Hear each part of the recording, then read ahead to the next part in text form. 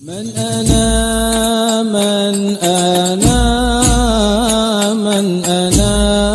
لولاكم كيفما حبكم كيفما أهواكم من أنا. Malam saya ada sharekan dalam internet WhatsApp ya, dalam grup Kalam Habib Umar bin Hafiz menyampaikan pesanan itu kerana sampai kepada beliau.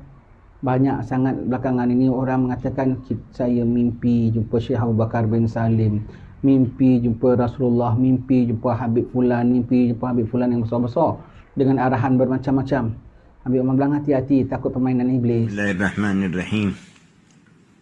Min Umar bin Muhammad bin Salim bin Hafid ibn Syekh Abu Bakar bin Salim Ba'alawi ila kulli من يعقل ويعي من أهل التعلق بالطريق القويم والصراط المستقيم. عجبا وغرابة أن نسمع مدعيا أو مدعية من وقت لآخر يظهر أحدهم في هذا البلد والآخر في تلك البلد يدعون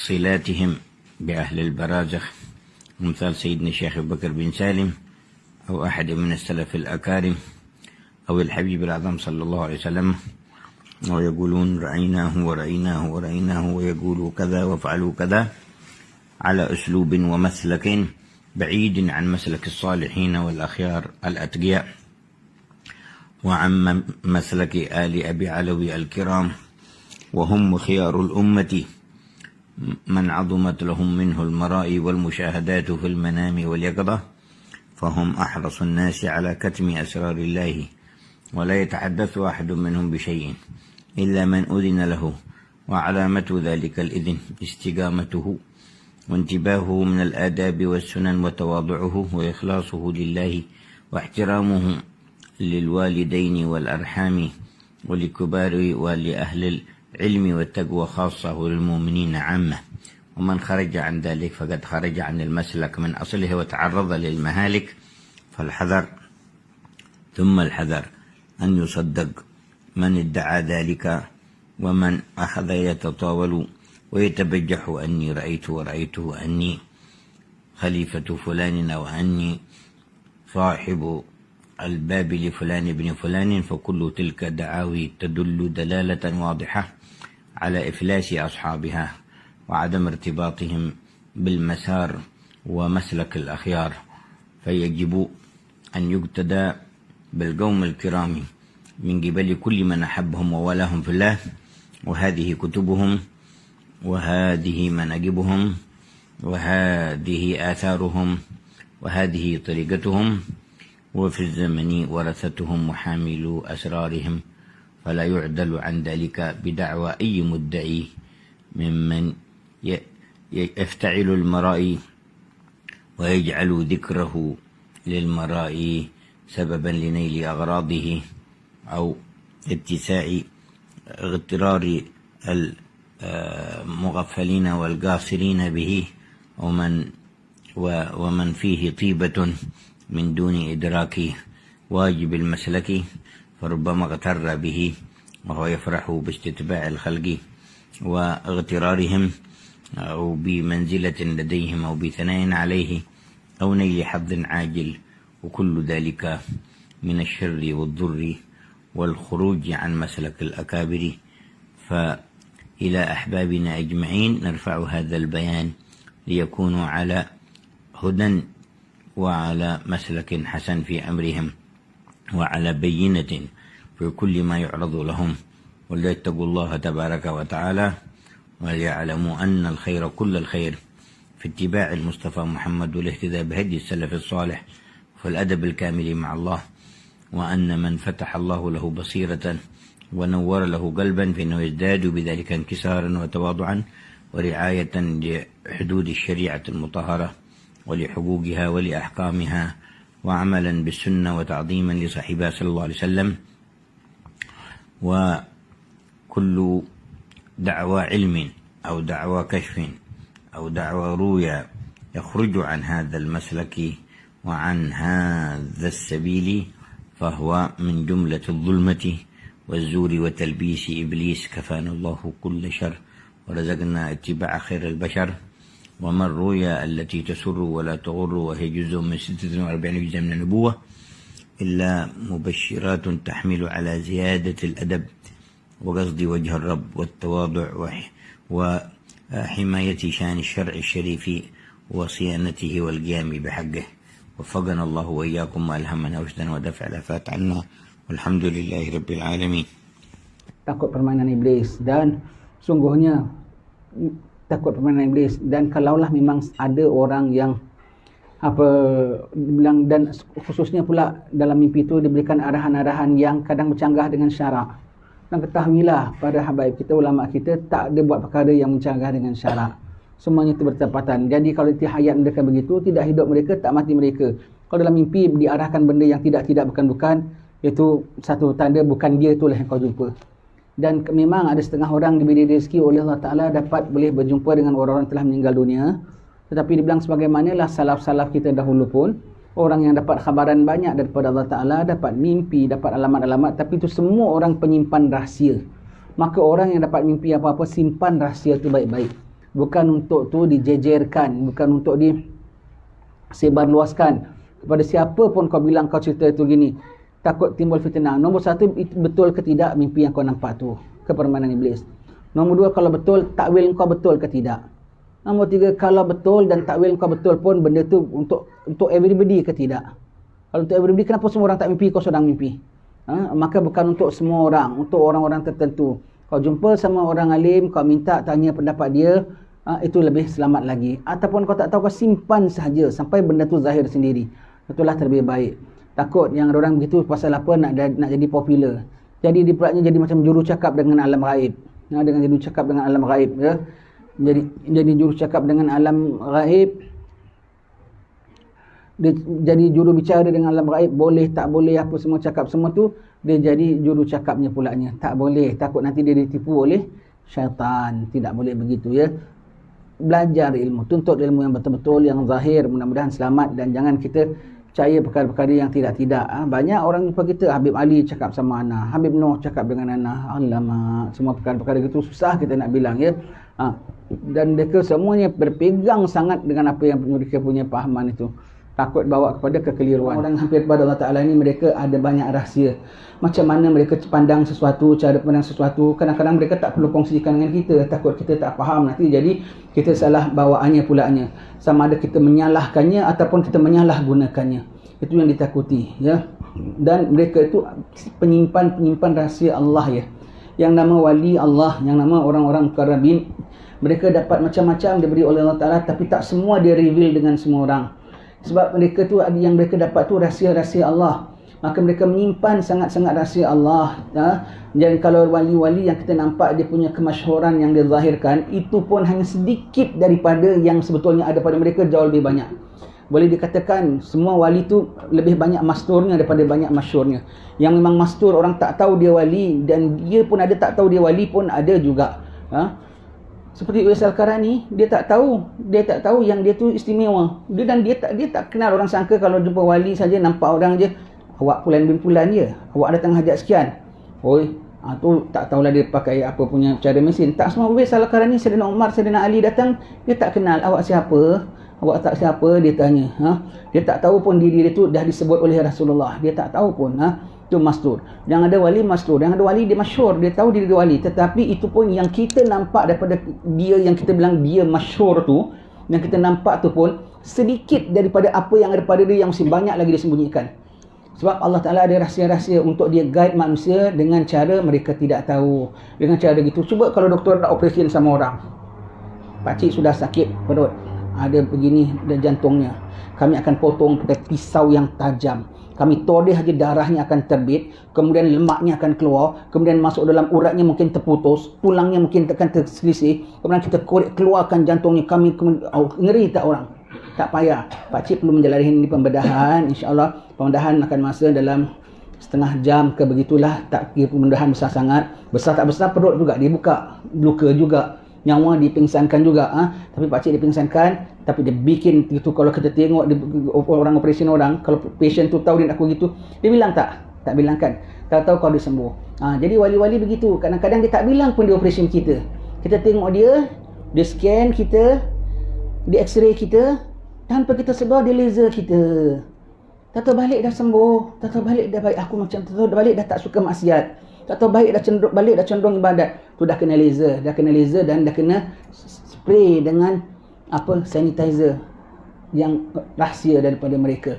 Dan dah dispray dengan obat vitamin yang mencerdaskan kita pun tak tahu. Begitu ya, begitu. Yang ada tak tahu, yang ada dia tahu, tapi dia kan sedikit prosesnya, padahal banyak dia dah bikin. Perkara engkau tu, file kau dah dibawa ke langit, dimohon kepada Allah Ta'ala, kadang dipertawasulkan dengan orang-orang ahli barzah, macam-macam proses ni semua tu, kau tahu sembuhnya aja. Kau tahu sembuhnya saja. Itu mereka punya tata cara, rahsia pada ilmu. Sebab tu ya, dalam keterangan saya ulang ya, tadi pagi kita punya ceramah di rumah Tuan Haji Mazlan, semalam saya dapat satu orang postkan nasihat Abi Umar tentang orang suka dapat mimpi-mimpi, macam-macam mimpi. Orang mimpi itu mimpi ni yang bilang belakangan ini banyak pula orang cakap mimpi jumpa orang-orang Sadah Ba'alawi, jumpa Sayyidina Syekh Fakil Muqaddam, jumpa Sayyidina Syekh Abu Bakar bin Salim, jumpa Rasulullah mengatakan itu dan mengatakan ini. Bilang nombor satu, perkara yang dikhabarkan tu mesti tak boleh lari pada syarak. Dan kalau pulanya perkara itu dan cara orang tu menyampaikan orang, nampaknya macam bukan diterima daripada Sadah Ba'alawi. Sebab kalau diterima daripada Sadah Ba'alawi, itu semua orang yang penyimpan rahsia Allah Ta'ala. Kalau dapat perkara pun sangat-sangat rahsia dan tak beri kepada orang, ingat ya, sama ada yang kita dapat tu betul ke tak betul, tengok kita betul ke tak betul. Yang kita dapat tu berupa rahsia tau, berupa rahsia. Mimpi ke alamat tu berupa rahsia. Kita ni terjenis orang yang simpan rahsia ke tak simpan rahsia dengan Allah Ta'ala? Nak tahu kita jenis simpan rahsia tak simpan rahsia dengan Allah Ta'ala? Kita taat dengan Allah Ta'ala di dalam rahsia ke tidak? Kalau di belakang orang saja kita taat pada Allah Ta'ala tu, maknanya kita tak simpan rahsia. Kita hanya jaga perasaan kita dengan manusia saja. Di belakang Allah Ta'ala sama damping, bahkan lebih mesra, bahkan lebih rapat, bahkan lebih munajat, bahkan lebih rayu. Itu bermakna orang jaga rahsia kepada Allah Ta'ala. Belakang Allah Ta'ala kau tak ada ibadat sebagaimana belakang orang kau tak ada ibadat kepada Allah Ta'ala macam depan orang. Maka itu kau orang bukan yang menyimpan rahsia. Kau bukan orang, apalagi maksiat. Kau berahsia terhadap manusia, tapi depan Allah Ta'ala kau berani buat maksiat. Kau tak menjaga rahsia penjalinanmu dengan Allah Ta'ala, rahsia pemerhatian Allah padamu. Itu saja menunjukkan kau bukan orang ahli sir. Kalau kau tidak takwa kepada Allah Ta'ala zahir dan batin, kau bukan ahli sir secara zahir dan batin lagi pun. Apalagi yang mimpi-mimpi alamat-alamat. Maka kalau kau bukan daripada kategori orang itu, yang kau dapat pun bukan jenis-jenis yang seperti itu. Kau dapat na'udzubillah mungkin talbis daripada syaitan, pemalsuan daripada iblis. Ada jin mana ada perangan tak? Tak payah sebut jin. Iblis bawahnya ada syaitan. Syaitan pula terbagi kepada dua, syaitan jin dan syaitan manusia. Tak payah syaitan jin, syaitan jenis manusia, nafsu kita tu saja lebih dahsyat daripada syaitan jin. Begitu, adalah pemalsuan daripada syaitan. Itulah pemalsuan daripada syaitan. Dan kalau Umar mengatakan kalau kita takdiran direzekikan Allah Ta'ala dapat alamat, dapat mimpi yang sedemikian itu sekalipun, simpan itu rahsia. Simpan itu rahsia. Nombor satu, tak tahu mimpi itu benar ataupun tak benar. Kadang-kadang permainan syaitan. Kadang-kadang mimpi itu benar tapi takwil kita tak benar. Kadang-kadang mimpi kita benar, takwil kita benar, tapi cara kita handle dia tak benar. Kita jahajakan cerita itu di sana sini sampai orang dapat faham, orang tak dapat faham, sama ada orang menolak itu ataupun orang menolak kebenaran ataupun menyalahgunakannya sampai membuat yang ada orang panik, yang ada orang merasa begitu semua. Kata Habib Umar bilang kadang-kadang ini kerana hanya kenapa ada pengikutnya suka kalau ustaznya tu ke syekhnya ke kiainya ada benda yang pelik-pelik, jadi dia pula tak ada apa-apa, macam Musalim Al-Kadzab lah, konon-konon ni pun ada Quran. Jadi ini dia pun dah banyak pengikutnya yang suka. Habis macam mana ustaz, macam mana alamatnya ustaz, tak dapat alamat ke apa?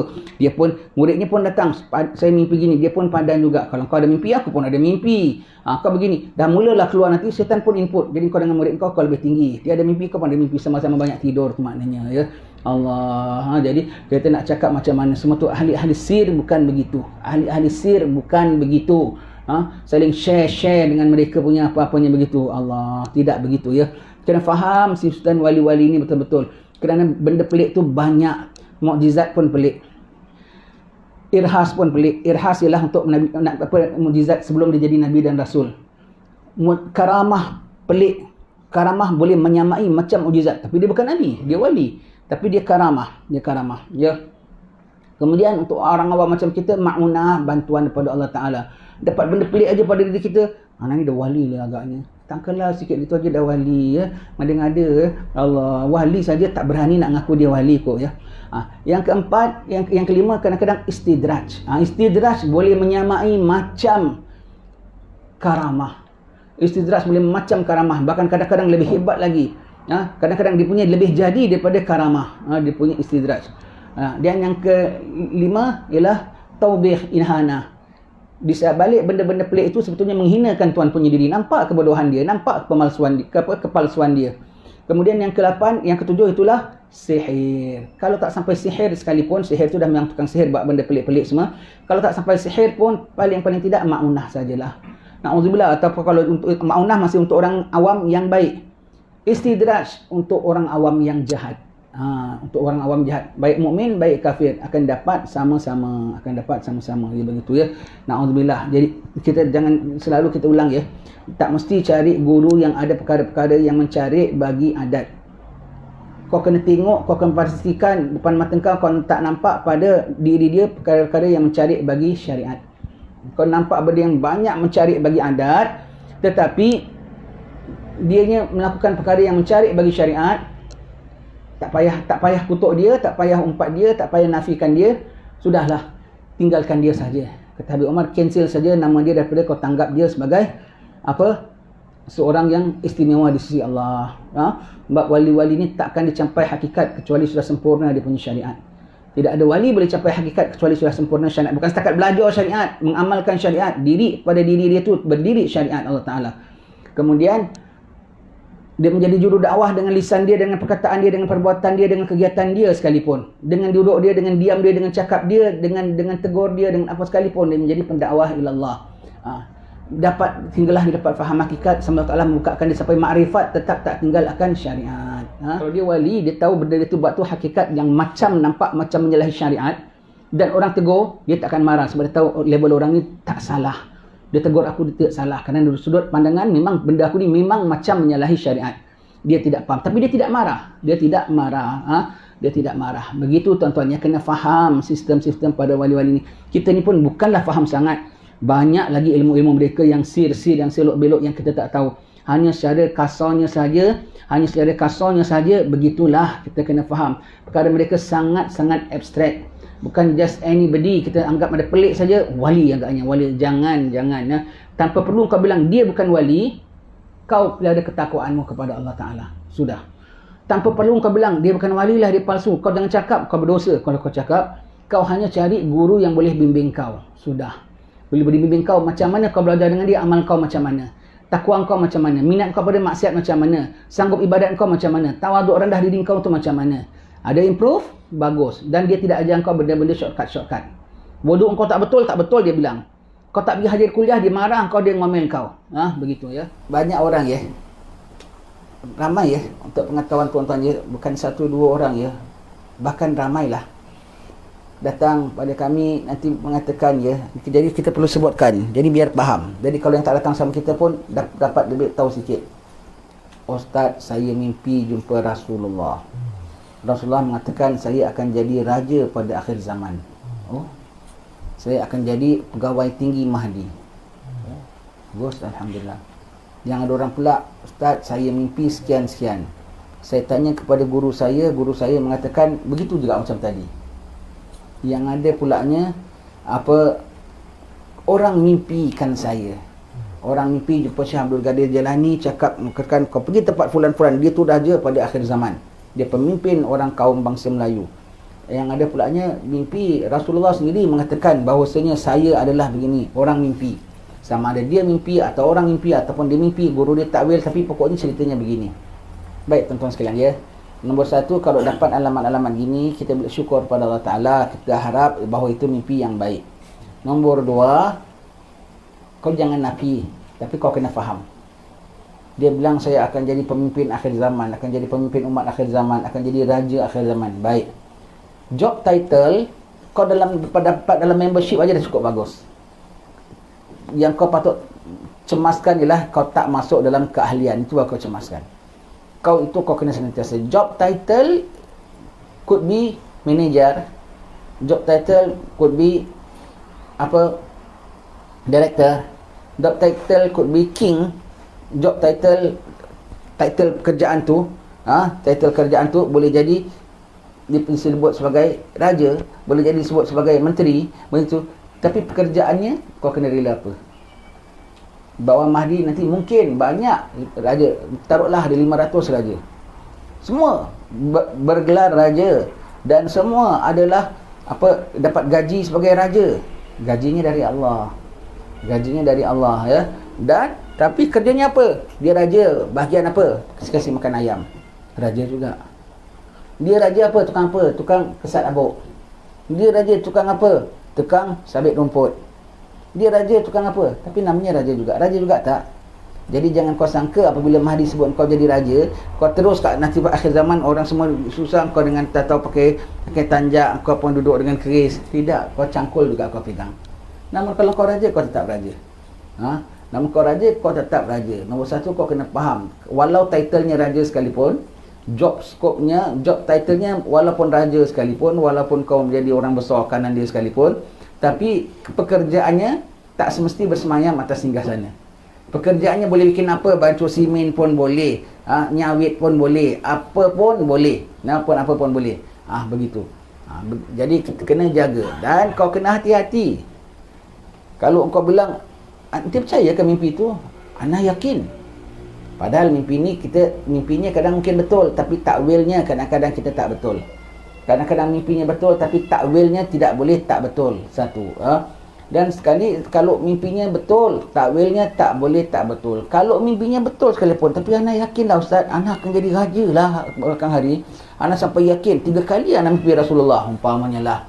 Kalau ente sampai tahap yakin sekalipun bahawasanya ente akan jadi raja pada akhir zaman, yakin, tetapi yakin ente itu baru sebut sebagai ilmu yakin.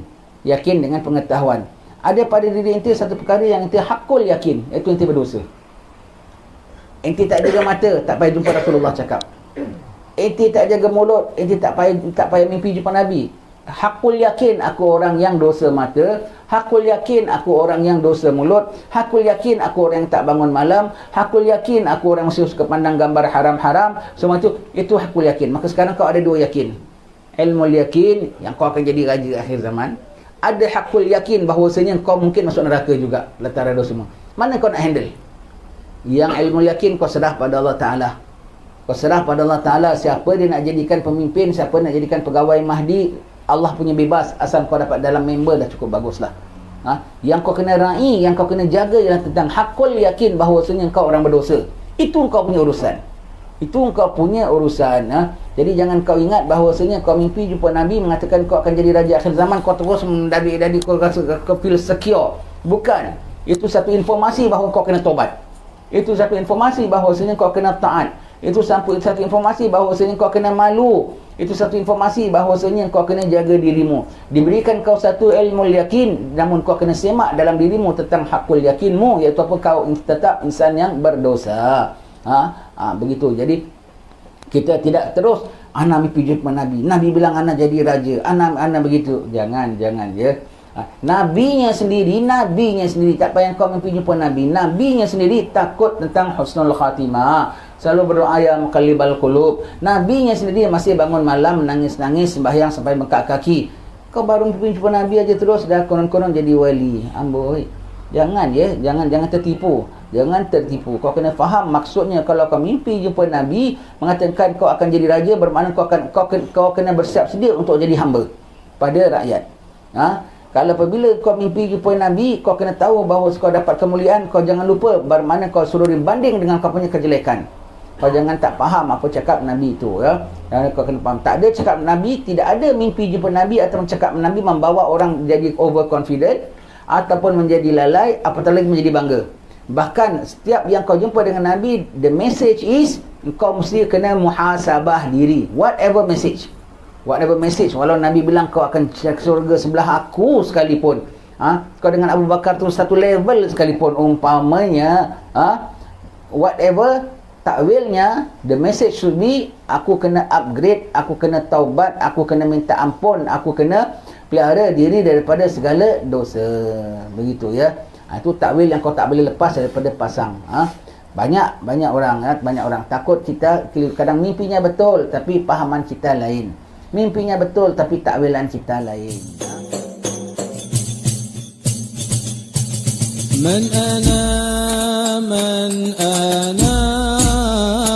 من أنا لولاكم كيفما حبكم كيفما أهواكم من